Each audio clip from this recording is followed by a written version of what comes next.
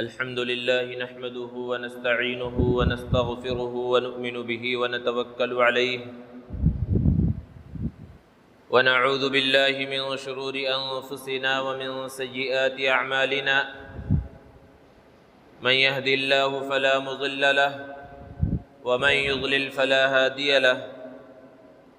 ونشهد أن لا إله إلا الله وحده لا شريك له ونشهد أن سيدنا ومولانا محمدًا عبده ورسوله صلى الله تعالى عليه وعلى آله وأصحابه وبارك وسلم تسليمًا كثيرًا أما بعد فقد قال الله تعالى في القرآن المجيد والفرقان الحميد فأعوذ بالله من الشيطان الرجيم بسم الله الرحمن الرحيم يا أيها الذين آمنوا لا يسخر قوم من قوم عسى أن يكونوا خيرا منهم ولا نساء من نساء عسى أن يكن خيرا منهن ولا تلمزوا أنفسكم ولا تنابزوا بالألقاب بئس الاسم الفسوق بعد الإيمان ومن لم يتب فأولئك هم الظالمون صدق الله العظيم۔ معزز سامعین کرام، بزرگوں اور دوستوں، اللہ رب العزت نے ہمیں بہت سی نعمتوں سے سرفراز فرمایا ہے۔ خود اللہ تبارک و تعالیٰ نے ارشاد فرمایا وَإِن تَعُدُّوا نِعْمَةَ اللَّهِ لَا تُحْصُوهَا کہ اگر تم اللہ کی نعمتوں کو شمار کرنا چاہو، گننا چاہو تو تم اس کو گن نہیں سکتے، اس کو شمار نہیں کر سکتے۔ انہی نعمتوں میں سے یہ انسانی اعضاء ہیں جو اللہ رب العزت نے ہمیں عطا فرمائے۔ اللہ تبارک و تعالیٰ نے ہمیں ہاتھ عطا فرمایا جس سے ہم بہت سارے کام انجام دیتے ہیں۔ یہ پاؤں عطا فرمائے جس کے ذریعے ہم چلتے ہیں۔ اللہ رب العزت نے آنکھ عطا فرمائی جس کے ذریعے ہم دیکھتے ہیں۔ اللہ رب العزت نے کان عطا فرمائے جس کے ذریعے ہم سنتے ہیں۔ اسی طرح اللہ رب العزت نے ہمیں ناک عطا فرمائی جس کے ذریعے ہم سونگھتے ہیں۔ دوستو، یہ عظیم نعمتیں ہیں۔ بظاہر ہمیں ان نعمتوں کی قدر نہیں، لیکن جو ان نعمتوں سے محروم ہو گئے ان سے اس کی قدر معلوم کریں کہ اس کی کتنی زیادہ اہمیت ہے۔ ان اعضاء میں سے ایک اہم عضو وہ زبان ہے جو اللہ رب العزت نے ہمیں عطا فرمائی ہے، اور یہ زبان ایک اعتبار سے سارے اعضاء کی سردار بھی ہے۔ اس زبان کے صحیح استعمال کی وجہ سے انسان بہت بڑے مقام اور مرتبے کو حاصل کر لیتا ہے، اور اسی زبان کے تھوڑے سے غلط استعمال کی وجہ سے انسان ہلاکت اور جہنم کے گڑھے میں جا گرتا ہے۔ اس زبان کا ایک کام یہ ہے کہ انسان مختلف چیزوں کو اپنی زبان پر رکھتا ہے، اس کا ذائقہ محسوس کرتا ہے۔ اسی زبان کے ذریعے انسان بولتا ہے، اپنے ما فی الضمیر کو ادا کرتا ہے۔ اس کے دل و دماغ کے اندر جو کچھ موجود ہے اس زبان کے ذریعے وہ لوگوں کے سامنے پیش کر سکتا ہے۔ اس زبان کی اتنی اہمیت ہے کہ اللہ رب العزت نے احسان جتلاتے ہوئے ارشاد فرمایا أَلَمْ نَجْعَلْ لَهُ عَيْنَيْنِ وَلِسَانًا وَشَفَتَيْنِ کہ کیا ہم نے انسان کی دو آنکھیں نہیں بنائی؟ کیا ہم نے انسان کے لیے ایک زبان اور دو ہونٹ نہیں بنائے؟ اللہ رب العزت نے احسان جتلایا کہ انسان غور کرے ان چیزوں پر جو اللہ رب العزت نے عطا فرمائی ہے اور اللہ کا شکر ادا کرنے والا بنے۔ اسی طرح احادیث مبارکہ میں نبی کریم صلی اللہ علیہ وسلم نے مختلف موقعوں پر اس زبان کی اہمیت کو بیان فرمایا۔ نبی کریم صلی اللہ علیہ وسلم نے ارشاد فرمایا اذا اصبح ابن آدم کہ جب انسان صبح کرتا ہے فإن الأعضاء كلها تكفر اللسان تو انسان کے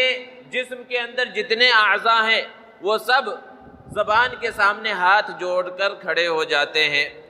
اور پھر کہتے ہیں اتق اللہ فینا ہمارے سلسلے میں تو اللہ سے ڈرتے رہنا۔ زبان کو خطاب کر کے یہ دوسرے اعضاء کہتے ہیں فَإِنِ اسْتَقَمْتَ اسْتَقَمْنَا وَإِنِ اعْوَجَجْتَ اعْوَجَجْنَا کہ اگر تو صحیح رہی تو ہم سب صحیح رہیں گے، اور اگر تو بگڑ گئی تو ہم سب بگڑ جائیں گے۔ تو اس سے یہ سمجھ میں آیا کہ یہ زبان سردار ہے سارے اعضاء کی، اور سردار صحیح رہتا ہے تو اس کی رعایا بھی صحیح رہتی ہے، پبلک بھی صحیح رہتی ہے۔ اسی طرح اگر سردار بگڑ جائے تو اس کے ماتحت جو لوگ ہیں وہ صحیح انداز میں نہیں رہ سکتے، صحیح انداز میں زندگی نہیں گزار سکتے۔ اسی لیے نبی کریم صلی اللہ علیہ وسلم نے ارشاد فرمایا کہ جہنم میں جن لوگوں کو ڈالا جائے گا ان میں سے بہت سے وہ لوگ ہیں جو اپنی زبان کے حسائد، یعنی زبان کی کھیتیوں اور زبان کے غلط کاموں کی وجہ سے جہنم کے گڑھے کے اندر پھینک دیے جائیں گے۔ حضرت عقبہ ابن عامر رضی اللہ تعالی عنہ نے نبی کریم صلی اللہ علیہ وسلم سے سوال کیا، ما نجات المؤمن؟ اے اللہ کے رسول صلی اللہ علیہ وسلم، ایک مسلمان کے نجات کا راستہ کیا ہے؟ آپ صلی اللہ علیہ وسلم نے مختلف نصیحتیں فرمائی، ان میں سے پہلی نصیحت یہ فرمائی کہ تم اپنی زبان کو قابو میں رکھو۔ حضرت معاذ بن جبل رضی اللہ تعالی عنہ کو اللہ کے رسول صلی اللہ علیہ وسلم نے ایک مرتبہ نصیحت فرماتے ہوئے ارشاد فرمایا، کف علیک ھذا، زبان کی طرف اشارہ کرتے ہوئے ارشاد فرمایا کہ اس کو اپنے قابو میں رکھو۔ تو حضرت معاذ بن جبل رضی اللہ تعالی عنہ نے سوال کیا، اللہ کے رسول کیا ہم زبان سے جو کچھ کہتے ہیں اس کے بارے میں بھی ہم سے سوال ہوگا، ہمارا مواخذہ ہوگا، ہماری پکڑ ہوگی؟ اللہ کے رسول صلی اللہ علیہ وسلم نے حضرت معاذ بن جبل سے ارشاد فرمایا، اللہ تمہارا بھلا کرے، قیامت کے دن جہنم میں جو لوگوں کو منہ کے بل گھسیٹ کر پھینکا جائے گا وہ ان کی زبانوں ہی کی وجہ سے پھینکا جائے گا، یعنی ان کی زبان کے غلط استعمال کی وجہ سے پھینک دیا جائے گا۔ اور ایک حدیث میں اللہ کے رسول صلی اللہ علیہ وسلم نے ارشاد فرمایا کہ ایک بندہ زبان سے ایک معمولی سی بات نکالتا ہے، لیکن وہ معمولی بات اتنی غلط ہوتی ہے کہ اس معمولی بات کے اپنے زبان سے نکالنے کی وجہ سے مشرق اور مغرب کے درمیان جتنا فاصلہ ہے اتنی دور وہ جہنم کے گڑھے میں پھینک دیا جاتا ہے، اتنے بڑے جہنم کے اندر اسے ڈال دیا جاتا ہے۔ اس طرح مختلف احادیث میں نبی کریم صلی اللہ علیہ وسلم نے اس زبان کے بارے میں بتلایا کہ زبان کو اگر صحیح انداز میں انسان استعمال کرے تو کامیابی کے راستے پر چلتا ہے، اور اگر زبان کا استعمال صحیح نہ ہو تو پھر وہ ناکامی، ہلاکت، تباہی اور بربادی کے راستے پر چلنے لگتا ہے۔ اسی لیے لوگ کہتے ہیں کہ اگر تلوار کا اور تیر کا زخم کسی کو لگا دیا جائے ایک وقت آئے گا وہ بھر جائے گا، زخم بھر جائے گا، لیکن اس زبان کے ذریعے جو لوگوں کو زخم پہنچائے وہ زخم نہیں بھرتا ہے۔ اس لیے ہمیں یہ کوشش کرنی چاہیے کہ ہم اپنی زبان کو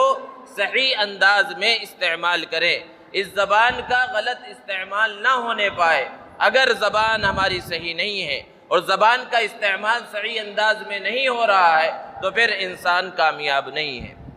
زبان کی بہت ساری ذمہ داریاں ہیں، بڑی ذمہ داری ہے کہ انسان ہمیشہ سچ بولے، اپنی زبان کو جھوٹ سے بچائے۔ اللہ کے رسول صلی اللہ علیہ وسلم نے ارشاد فرمایا، ان الصدق ینجی والکذب یہلک،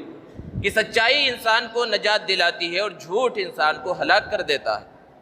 اور ایک حدیث میں تھوڑی تفصیل کے ساتھ پیارے آقا صلی اللہ علیہ وسلم نے ارشاد فرمایا، علیکم بالصدق، سچائی کو لازم پکڑو، فإن الصدق یہدی الی البر، کیونکہ سچائی نیکی کے راستے کی طرف تمہیں لے کر چلتا ہے، وإن البر یہدی الی الجنہ، اور یہ نیکی کا راستہ تمہیں جنت تک پہنچا دے گا۔ وما يزال الرجل يصدق ويتحرى الصدق حتى يكتب عند الله صديقا، اور ایک آدمی جو سچ بولتا ہے، سچ کی فکر میں لگا رہتا ہے، چاہے اس کا نقصان ہو جائے، اس کے کاروبار کا نقصان ہو جائے، کچھ بھی نقصان ہو جائے، لیکن جھوٹ کے قریب نہیں پہنچتا، جھوٹ سے اپنے آپ کو بچاتا ہے، اللہ کے رجسٹر میں سچوں میں نام لکھ دیا جاتا ہے۔ اور پھر آگے فرمایا، وَإِيَّاكُمْ وَالْكِذْبَ، جھوٹ سے بچو، فَإِنَّ الْكِذْبَ يَهْدِي إِلَى الْفُجُورِ، کیونکہ جھوٹ گناہ کی طرف لے جاتا ہے، وَإِنَّ الْفُجُورَ يَهْدِي إِلَى النَّارِ، اور یہ گناہ کا راستہ انسان کو جہنم کے گڑھے تک پہنچا دیتا ہے۔ اور آگے فرمایا، وَمَا يَزَالُ الرَّجُلُ يَكْذِبُ، ایک آدمی ہے جو ہمیشہ جھوٹ بولتا ہے، وَيَتَحَرَّى الْكِذْبَ، اور جھوٹ کی فکر میں لگا رہتا ہے، یعنی جھوٹا مشہور ہو گیا، سچ بول سکتا تھا اور سچ بولنے سے کوئی نقصان بھی نہیں ہوتا، وہاں بھی جھوٹ بولتا ہے، حَتَّى يُكْتَبَ عِندَ اللَّهِ كَذَّابًا، اللہ کے رجسٹر میں جھوٹوں میں نام لکھ دیا جاتا ہے۔ اور جھوٹوں کا کیا انجام ہوگا؟ اللہ رب العزت پسند نہیں فرماتے جھوٹوں کو، سب سے بڑا گناہ اور سب سے بڑی سزا یہی ہے۔ اور پیارے آقا صلی اللہ علیہ وسلم نے ارشاد فرمایا کہ کہ انسان جب جھوٹ کا کوئی کلمہ کوئی لفظ اپنی زبان سے نکالتا ہے تو انسانوں کو تو محسوس نہیں ہوتا، لیکن اللہ نے ہر انسان کے ساتھ جو فرشتے رکھے ہیں جو اس کی حفاظت کے لیے اس کی نگرانی کے لیے ہوتے ہیں، اس جھوٹ کی وجہ سے انسان کے منہ سے ایسی غلیظ بدبو نکلتی ہے کہ وہ فرشتے کئی میل دور بھاگ جاتے ہیں اس بدبو سے بچنے کے واسطے۔ اب انسان غور کرے کہ اس زبان کو سچ میں کتنا استعمال کرتا ہے، روز مرہ صبح سے لے کر شام تک کاروبار کے سلسلے میں یا کسی بھی سلسلے میں کتنا سچ بولتا ہے اور کتنا جھوٹ بولتا ہے۔ ایک طرف قرآن مجید کا فرمان ہے، اللہ تعالیٰ فرما رہا ہے یا ایھا الذین آمنوا اتقوا اللہ وکونوا مع الصادقین، کہ ایمان والو اللہ سے ڈرو اور سچوں کے ساتھ رہو۔ اور پیارے آقا صلی اللہ علیہ وسلم سچائی کی فضیلت کو بیان فرما رہے ہیں، اور ہمیں معلوم ہے، بارہا پڑھ چکے، سن چکے، لیکن کیا ہم خود سچ بن رہے ہیں، سچوں کے ساتھ رہ رہے ہیں؟ سچائی کے راستے کو ہم نے اختیار کر رکھا ہے؟ اس بات پر غور کرنے کی ضرورت ہے۔ تو زبان کی ایک بڑی ذمہ داری یہ ہے کہ انسان اپنی زبان کو سچائی کے اندر استعمال کرے، جھوٹ سے اپنے آپ کو بچائے۔ دوسری چیز کہ اس زبان سے کسی کا مذاق نہ اڑایا جائے۔ اللہ رب العزت نے ابھی خطبے میں جو آیت کریمہ تلاوت کی گئی سورہ حجرات میں، اللہ رب العزت نے ارشاد فرمایا یا ایھا الذین آمنوا لا یسخر قوم من قوم، کہ اے ایمان والو، جب بھی اللہ تبارک و تعالیٰ یا ایھا الذین آمنوا کہتے ہیں کہ اے ایمان والو، تو اس میں مرد بھی داخل ہو جاتے ہیں، عورتیں بھی داخل ہو جاتی ہیں۔ الگ سے عورتوں کو خطاب کرنے کی ضرورت نہیں ہے، لیکن اس مسئلے کے اندر اللہ رب العزت نے مردوں کو الگ سے پکارا اور عورتوں کو الگ سے پکارا، اور کہا لا یسخر قوم من قوم، کہ کوئی کسی کا مذاق نہ اڑائے۔ اور پھر اس کے بعد فرمایا عورتوں کے بارے میں کہ عورتیں بھی کسی کا مذاق نہ اڑائیں۔ تو ایک تو مذاق اڑانا زبان کے ذریعے ہو سکتا ہے، اور مذاق کسے کہتے ہیں، تمسخر کس کو کہتے ہیں؟ ایک ہوتی ہے دل لگی، خوش طبعی، کہ کسی سے ہنسی مذاق مزاح کر لینا، جو نبی کریم صلی اللہ علیہ وسلم نے بھی کیا ہے، اور آپ صلی اللہ علیہ وسلم سے ثابت ہے۔ بے شمار واقعات ہیں جن کی تفصیل کا یہ موقع نہیں ہے، لیکن مذاق تمسخر جسے کہا جاتا ہے وہ کیا ہے جس سے منع کیا گیا اس آیت کریمہ میں، کہ انسان کے کسی ایسے عیب کے ذریعے اس کا مذاق اڑانا کہ اس کا تذکرہ اسے تکلیف پہنچاتا ہو۔ اب بہت سے انداز میں لوگ مذاق اڑاتے ہیں، کوئی پستہ قد ہے، سب کو اللہ رب العزت نے بنایا، اللہ رب العزت نے الگ الگ سانچوں میں سب کو ڈھالا ہے، اور سب کے لیے اللہ نے بیان فرمایا لقد خلقنا الانسان فی احسن تقویم، کہ ہم نے انسان کو بہترین سانچے میں ڈھالا، جو جیسا ہے اللہ رب العزت نے بنایا۔ کسی کو کوئی اختیار نہیں ہے کہ کسی کا مذاق اڑائے، نہ گورے کو یہ اختیار ہے کہ وہ کالے کا مذاق اڑائے، نہ کالے کو یہ اختیار ہے کہ وہ گورے کا مذاق اڑائے، نہ لمبے آدمی کو یہ اختیار ہے کہ وہ پستہ قد آدمی کا مذاق اڑائے، کسی کو کوئی اختیار نہیں ہے۔ تو کوئی پستہ قد ہے، اب اس کو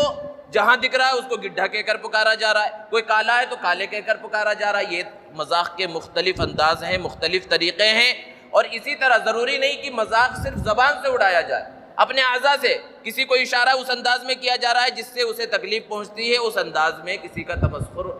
اڑایا جائے، کسی کا مذاق اڑایا جائے۔ اللہ رب العزت نے سختی کے ساتھ اس آیت کریمہ میں اس سے منع فرمایا کہ مذاق کسی کا نہیں اڑانا چاہیے۔ اور جو ہم لوگوں کا مذاق اڑاتے ہیں، اور مذاق کسی کے عیب کی وجہ سے، یعنی جسمانی طور پر کوئی عیب ہے، کسی کی آنکھیں نہیں ہے تو اندھا کہہ کر مذاق اڑا رہے، ایک منٹ کے لیے انسان یہ سوچ لے، ایک لمحے کے لیے یہ سوچ لے، کہیں اللہ رب العزت بھی اگر ہمیں ویسا بنا دے تو کیا ہوگا؟ ساری چیزیں اللہ کے قبضے قدرت میں ہیں، کن فیکون کا مالک ہے، کسی کے ہاتھ نہیں ہے تو ہم اس کو لولا کہہ کر مذاق اڑائیں، کسی کو لنگڑا کہہ کر مذاق اڑائیں، یا کسی کو کسی بھی انداز میں کسی بھی عیب کی وجہ سے اگر ہم مذاق اڑا رہے ہیں، ایک سیکنڈ کے لیے انسان ایک لمحے کے لیے خود غور کر لے کہ اگر اللہ رب العزت نے بھی ہمیں اس عیب میں مبتلا کر دیا تو کیا ہوگا؟ اللہ رب العزت ہر چیز پر قادر ہے۔ تو مذاق اڑانے سے منع کیا گیا، اور اس زبان کو تمسخر سے، مذاق سے بچانا چاہیے۔ اسی آیت کریمہ میں دوسری چیز اللہ رب العزت نے بیان فرمائی وَلَا تَلْمِزُوا أَنفُسَكُمْ،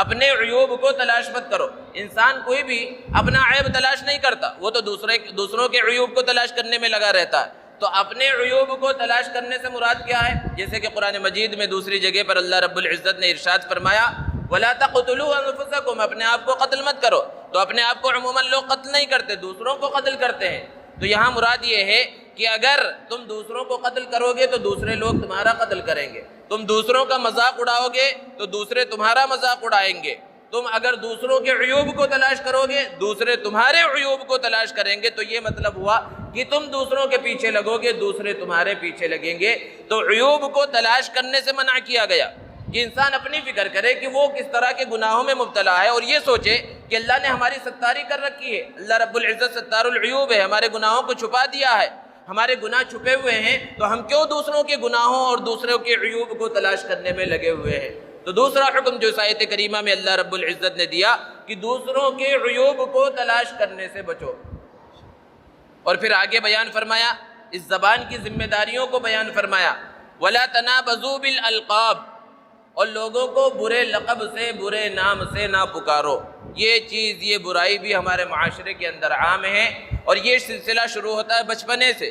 کہ جب بچے شعور کی عمر کو بھی نہیں ہوتے، اسکولوں میں پڑھ رہے ہوتے، گلی محلوں میں کھیل رہے ہوتے ہیں، اور آپس میں وہ ایک دوسرے کا نام رکھنا شروع کرتے ہیں، تو اگر ایسے موقع پر ان کی تنبیہ نہ کی گئی، ان کو صحیح راستہ نہ بتلایا گیا، اور یہ نہ بتلایا گیا کہ اللہ رب العزت نے اس چیز سے منع کیا ہے، یہ بہت بڑا گناہ ہے کسی کو برے نام سے پکارنا، تو یہ بچے جب بڑے ہوتے ہیں تو یہ چیز ان کے اندر باقی رہتی ہے اور اسی طرح لگے رہتے ہیں۔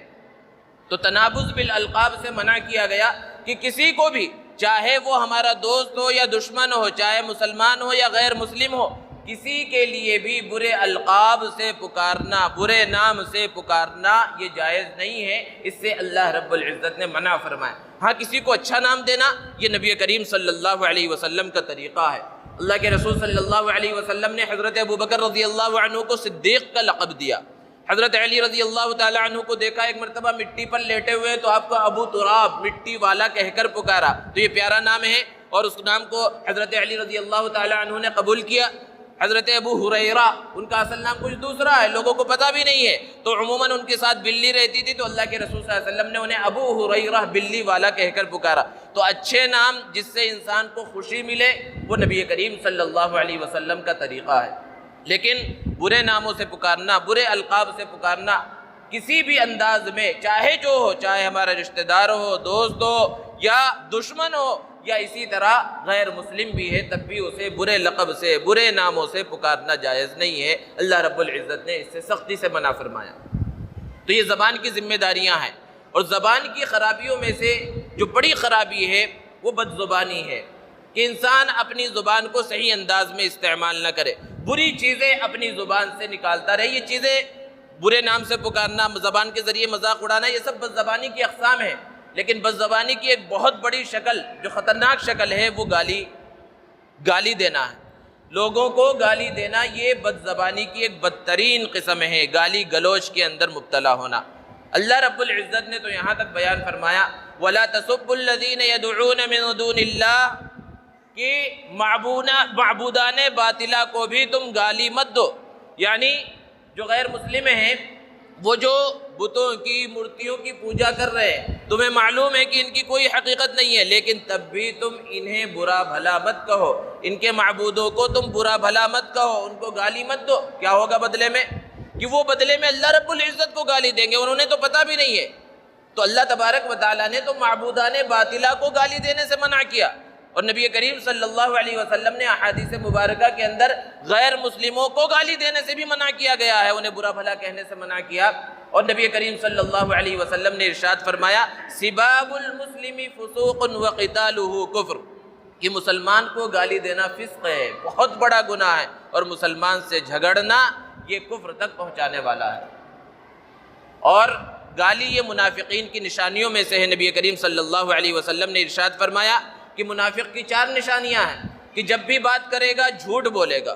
اور جب وعدہ کرے گا وعدے کی خلاف ورزی کرے گا، وَإِذَا اؤْتُمِنَ خَانَ، اور امانت رکھوائی جائے گی امانت میں خیانت کرے گا، وَإِذَا خَاصَمَ فَجَرَ، کسی سے کچھ بحث و مباحثہ شروع ہوا، لڑائی جھگڑا شروع ہوا، تو وہ طاقت کے ذریعے نہیں جیت سکتا، بحث دلیل ثبوت کے ذریعے نہیں جیت سکتا، گالی گلوچ پر اتر آئے گا۔ تو گالی لوگوں کی فطرت کے اندر داخل ہو چکی ہے۔ آپ دیکھیں گے اپنے معاشرے کے اوپر جو ہے صرف غور کریں کہ لوگ کس انداز میں، اور خاص طور پر نوجوان کس انداز میں گالی گلوچ میں مبتلا ہے۔ گالی دینے والے جو ہیں وہ 2 طرح کے لوگ ہیں، کچھ وہ ہیں جو آپس میں دوست ہیں، اور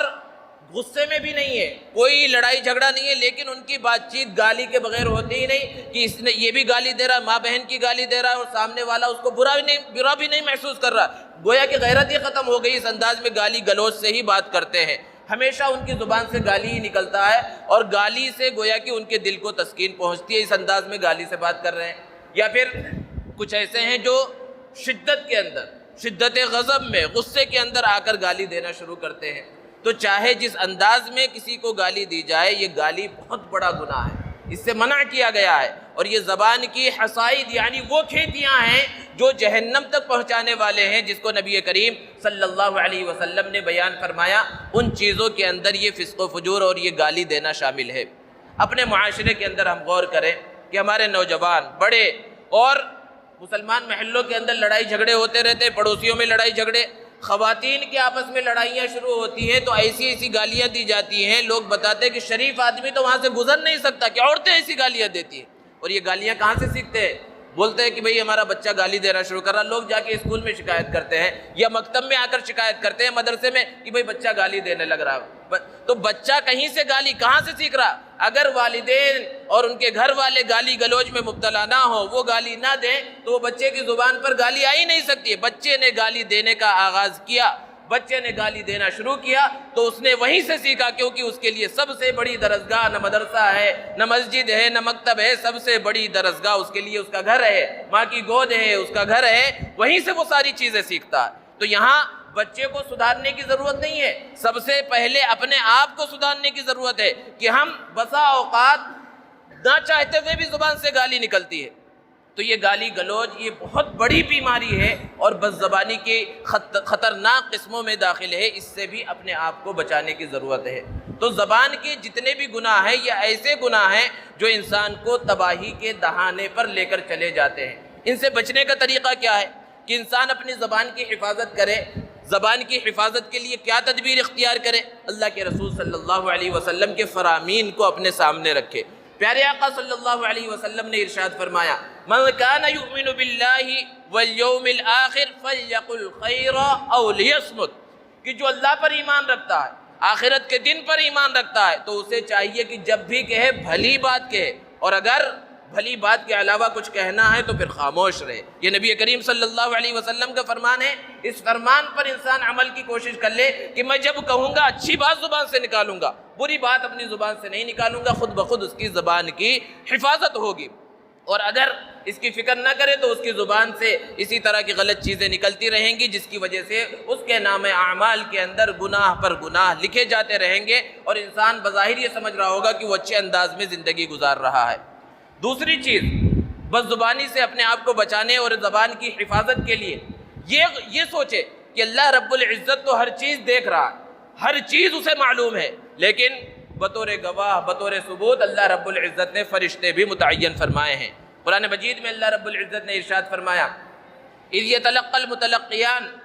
کہ دو فرشتے ہیں جو اللہ رب العزت نے متعین فرمائے ہیں، ایک دائنی جانب اور بائیں جانب، ما یلفظ من قول الا لدیہ رقیب عتید، کہ انسان اپنی زبان سے جو بھی بات نکالتا ہے وہ اس کو محفوظ کر لیتے ہیں، وہ اس کو لکھ لیتے ہیں، اور پھر قیامت کے دن اللہ رب العزت کے سامنے وہ رجسٹر پیش ہوگا کہ اس نے زبان کے ذریعے کتنے گناہ کیے ہیں، اور پھر اس دن وہ کوئی صفائی نہیں پیش کر سکے گا، کیونکہ اس دن اللہ رب العزت نے بیان فرمایا کہ زبان پر اللہ تبارک و تعالیٰ ایک اعتبار سے تالا لگا دیں گے، اب دوسرے اعضاء گواہی دیں گے، اور پھر دوسرے اعضاء بتلائیں گے اس نے کیا کیا گناہ کیے ہیں اور کیسے کیسے گناہ کیے، کس جگہ پر کیے، کس مقام پر کیے، اس کے گناہ اس وقت سے بتلائے جائیں گے۔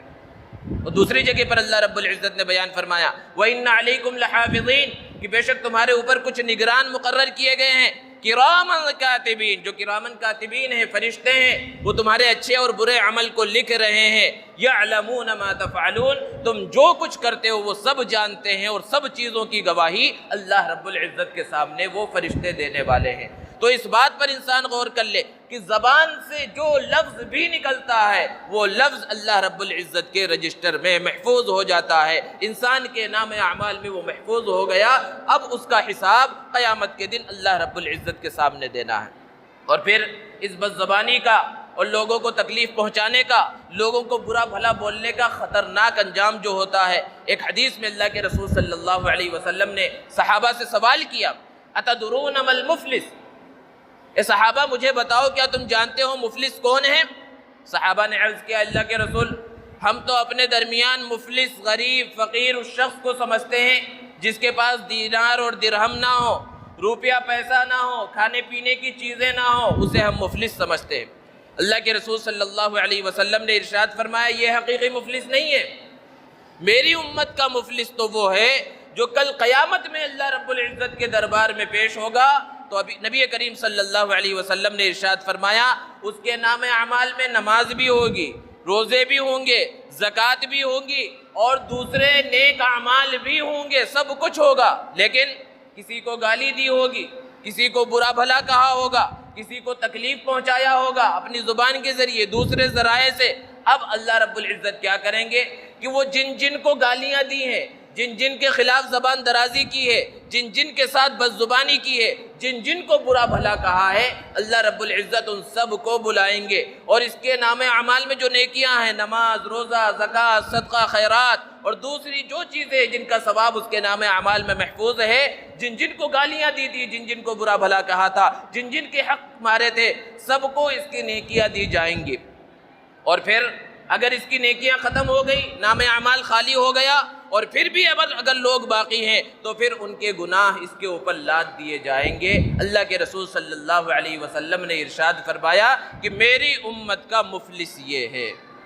اب ذرا بتائیے کتنی خطرناک وعید ہے، کتنی سخت وعید ہے کہ انسان تو یہ سمجھ رہا ہے میں نمازی بھی ہوں، میں روزے دار بھی ہوں، میں زکوٰۃ بھی دے رہا ہوں، میں حج بھی کر رہا ہوں، میں عمرے بھی کر رہا ہوں اور میں یہ کام سب کچھ کر رہا ہوں، لیکن اس کی زبان اگر محفوظ نہیں ہے، ایسے ضروری نہیں ہے کہ وہ گالی جسے لوگ گالی سمجھتے ہیں معاشرے کے اندر، ماں بہن کی گالی لوگ دیتے ہیں،